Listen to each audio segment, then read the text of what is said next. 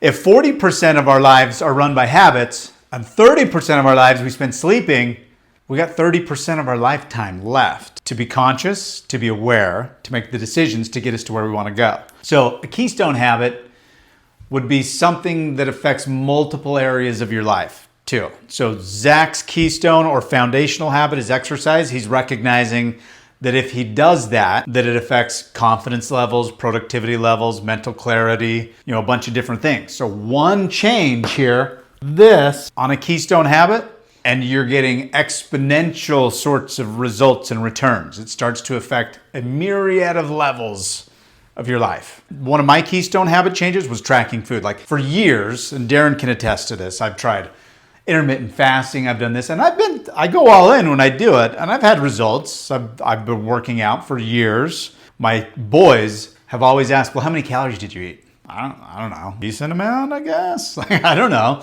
And they've told me again and again, track it. If you want to change things, you have to know what you're consuming. So I started that in January of this year, finally, that they're just meddling with me. I decided to start tracking. I got LifeSum as the app, and I've tracked every gram of everything I've eaten pretty much since. I've lost 38 pounds, put some weight back on that's totally lean muscle. Body fat has changed probably 7%, body fat down, and I don't know how much muscle mass up. That has been a keystone habit because it's affecting what I do with work. It's affecting what I eat. It affects nighttime meal prep the day before, which takes off all the decisions about what I'm going to do at lunch today. I made those decisions yesterday at 8 o'clock at night. So it's now these dominoes are falling because it's a keystone habit that touches so many other things. That's where the gym habit, the gym clothes habit came from. It started with tracking all the food, and then realizing there's some other levels to this that I can start getting into. Who plays golf in this room? Anybody play golf? So if I said to you, let's go play golf, and by the way, I'm a terrible golfer, I never play, and truthfully, I only play like 6-8 holes. I just go out for some fun a little bit with my wife and friends. And as we're walking along, I tell you that, but as we get up to the first hole, I say, just to make it a little more interesting, why don't we bet a dime a hole? Just so there's something on the line. Now, most people are going to go, no problem. You're not going to go, is he a shark? Is he setting me up? 10 cents a hole. How many holes are there? 18 holes. How much I got at risk? $1.80, right? Okay, not a big deal. And then I'm just about to get up there and hit the first ball, and I say, just to make it a little more interesting, why don't we just double it each hole? So what would that be? First hole is 10 cents, so the second hole is 20 cents. Third hole would be 40 cents. Fourth hole is going to be 80 cents. Fifth hole is going to be $1.60. Sixth hole is going to be $3.20. Now stop. How many holes are there? 18. So we're 1/3 the way through, and it's $3.20. So in your head, you say, wow, so what might cost me? 10, 12, 15 bucks if I lose? No big deal. But if we continue the math, what happens? Let's take it out to 9 holes and see what is 9 holes. You get out to 9 holes and you go, wow, I wasn't expecting $25, but we're only halfway there. Go ahead, flip the balance. 11, 12. Now look what happens here. We get to the 13th hole, $409. We went from down here at 25 bucks. 4 holes later, we're at 409. How do we go from 25 to 404 holes? Power of compounding. Watch what happens these last holes. 14th hole, 15th hole, 16th, 17th, 18th hole, $13,107. Okay? So if you're a good golfer, this is what you'll go do next week when you get home, right? Who was surprised by that when he said 10 cents and then he got to 13 grand? You saw the charts, right? It kind of went like this. So it wasn't until the end that you really start to see that spike. Think of your vision board that we did. You're looking at things probably closer to this, aren't you? Isn't this kind of where the pictures are? And this is where you are today? So it feels like it's a long ways away, and sometimes we don't do anything different. And so we get into these habits that are kind of automatic. We just come in, we do the same thing that we did yesterday, but we won't follow this chart if we're always doing the same thing that we did yesterday. 40% of our lives, our days, are habits. They're not decisions, they're habits. So it's actually not even you making that choice. You've decided at one point, you've done it a few times, and then it goes to a completely different part of your brain, And your brain is then just saying, oh, that's what we do here. So there's so much stimuli coming at us every single day that our brain is in the mode of conserving energy. What's the easiest way we can get something done to conserve energy? Making decisions is hard as hell. So that's something we try to avoid if possible. So we program things as habits so that the habits make the decisions automatically. Now our brain can focus on the next reel or the next whatever comes up that we want to focus on. And we're looking for that next kind of dopamine hit of whatever kind. If 40% of our lives are run by habits and 30% of our lives we spend sleeping, we got 30% of our lifetime left to be conscious, to be aware, to make the decisions to get us to where we want to go. If these are the pictures that you have, and so much of that of our lives are being run automatically and in sleep mode, is it worth understanding how the habit cycle works? And maybe figuring out how to sort of biohack our way into that to start getting these things automatically. Because I think that's kind of what I'm driving at, is taking Tony Robbins' little message there, tying it to our vision board and saying, what are the things that we need to start programming as habits so that we can get those compounding exponential returns? The first one is goals. We do not rise to the level of our goals, but rather we fall to the level of our habits. So we have to make goals a habit. I had the 10-year vision board we created. So they're just pictures though? Yeah. Cool. So not a lot of hands. We're going up here. Most people do not write their goals down. Now it is impossible to score if you don't have a goal. You can't hit a target that doesn't exist. SMART. It stands for specific. It's an acronym. Specific, measurable, attainable, relevant, or relatable, time-bound. I want to look and feel better. It's a shitty goal because it has none of those. It's not specific at all. How on earth could I measure if that was actually being accomplished? So then I changed that goal as I started measuring what I consumed. Started to change everything because it brought a whole area of my life that I was unaware of. I was running on habits, just, oh, the food is there. My habit is to eat it. So I didn't even think about it. It was in that 40% realm. As I started to track it, I was aware of what was going on. And as I became aware, little course corrections started to take place. Kind of like that golf story I mentioned several weeks ago. When you stand behind the ball and you look at where you want the ball to go, you don't have to consciously get out your geometry calculations to say, I'm going to change this and the hypotenuse of this and I'm going to swing. No, a lot of these things begin to change on their own. Like there's this brilliance and this genius of who you are as a human being that starts to make these corrections, whether it's in golf, whether it's in your financial goals, or whether it's in your fitness goals. So my goal started to change in the realm of fitness and health. I started with get in better shape, but now the goal is between 160 and 165 pounds, under 10% body fat by September 1st. Now it's very specific. It's very measurable. It's binary. I get on the little machine that measures body fat. I'm either there or I'm not. So those kinds of measurements give you a very clear indicator whether or not you're on the track that you want to be on. And if you are, then you start to see these results and they start to compound. Revisit your vision board. Write down what your 12-month goals are. Looking at the SMART acronym. And I want to challenge you to try to make them more smart, more specific, more measurable. Just apply that litmus test to it and see, is it binary? Can you get to there, the end goal, and say, I have done it or I have not done it? Not, I want to feel better. Well, that's not a goal. And that's what most people have in the world. They're not written down, they're ideas, they're vague, which is why wandering through 40% of our lives in autopilot mode feels okay, because we never really know if we are or aren't hitting the mark.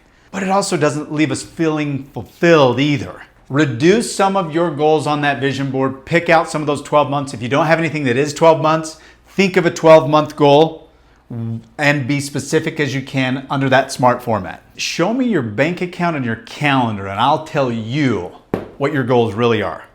You may tell me that you want to go be with your family X, Y, and Z, that you want to accomplish A, B, and C, but as I look at your calendar and your bank statement, I can tell you what you're actually working towards.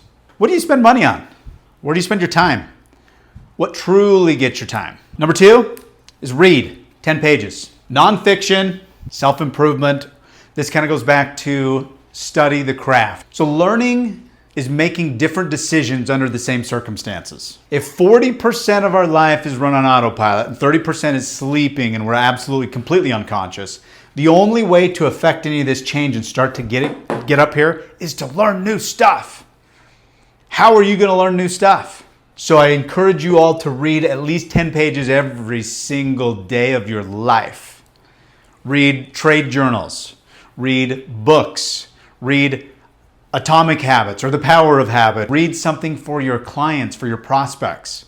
Read something about the people that you're talking. So a book that specializes in that vein is what you fill your mind with, not because you really care that much about it, but because the people you talk to every day might get something from what you read, and you can speak to them and help them on their journey.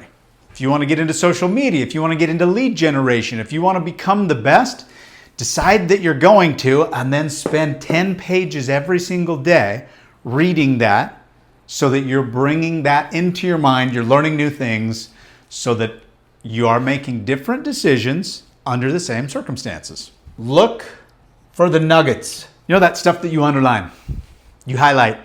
What are the quotes, the one-liners, the little things where you're like, holy crap. Look for those. Maybe write them down on a separate piece of paper. Be ready to reshare those things. I just know that when you're doing that and you're willing to put that kind of time, energy, and effort, there is some compounding exponential returns that you get because you're doing the work, you're getting the reps, you're putting them in, and you're doing it for others. And you're looking for these nuggets of information that you can share, and magic happens. Number 3, sweat. Something about physical activity. If you will do a physical activity every day to break a sweat, and I'd say 20 to 40 minutes every single day, subduing and controlling your body and being the boss over that and getting over that hurdle of, oh, I don't really feel like it today, or I can't do this, or I can't do that. You're putting yourself in a category that not a lot of people in the world are. The incredible addition to your self-confidence, to your emotional IQ, to your mental health. It's unbelievable the kind of return. You're getting that voice in your head that sometimes undermines the ever-living crap out of us and says like, you're not worthy of that. You can't do that. That voice that doesn't really ever do anything nice for you. You're subduing it. You're showing it really who is the boss here. So when you're willing to go out there and put yourself in an uncomfortable state, do it for your overall, like Brooklyn said, for your intention is to be healthier, to have longevity, to have more energy, to have more discipline. When you do it for those reasons and you sweat every day, you go into like this top 2, 3, 4, 5% of the population of the world that does something consistently over time, and all of a sudden these returns start to show up. And you don't have to go like crazy. It's just breaking a sweat, doing it consistently every single day. Next is personal economy. Increase your personal economy. Let's say Monty comes into work every single day and has the goal of, I'm going to talk to 5 or 10 new people every single day. I'm going to make a new connection no matter what. In the parking lot, I see somebody parking their truck. I'm going to say hi, shake their hand, get to know them, whatever. I'm going to talk to people on the phone. I'm going to just Google people that are in the similar business to us, and I'm going to reach out and talk to them. And Darren comes in and says, I'm going to put my head down and do my work because I work at home, and it's a little easier for him just to kind of be in that track with a lot of accounting work that needs to be done. Who's going to have more opportunity in life? Somebody's pointing at Monty over here. Sorry, Darren. A lot of our opportunities do not come from our immediate circle.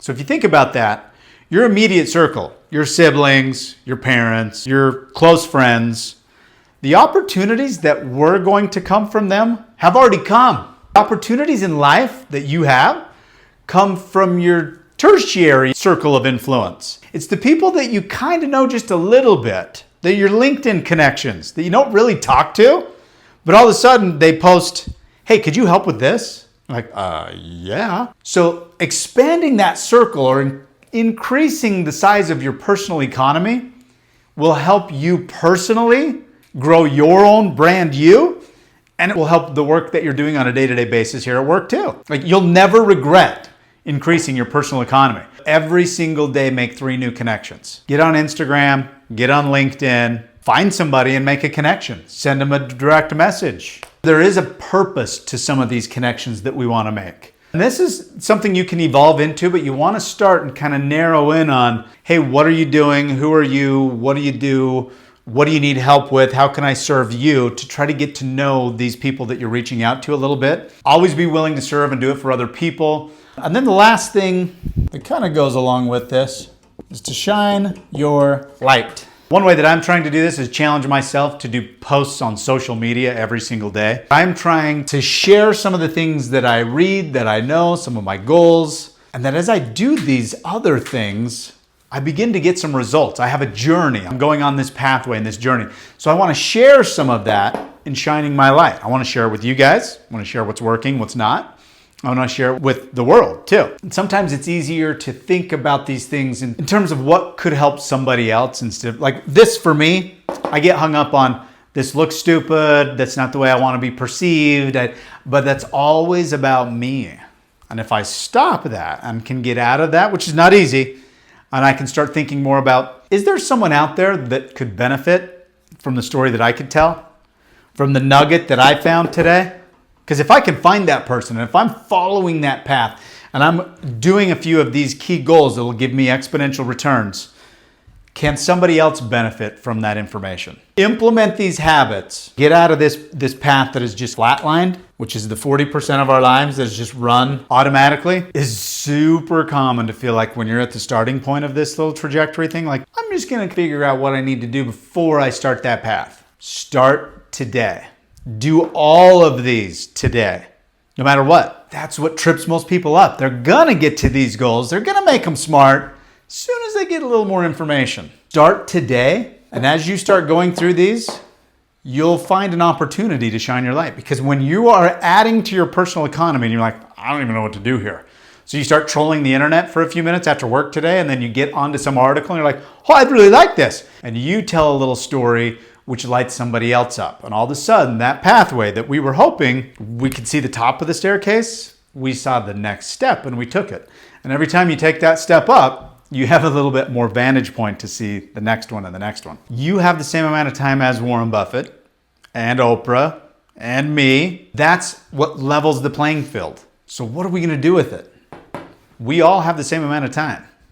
And so the same 24 hours in the day, are we gonna use them to read 10 pages, to sweat a little bit, to go outside of our comfort zone and increase our personal economy? Because if we're not, we're probably compounding in the wrong way. And there's a great book called Outwitting the Devil by Napoleon Hill, where he talks about this concept of drifting. And that was one of the tools in his book. He says the devil uses most to get men and women off their purpose, off shining their light.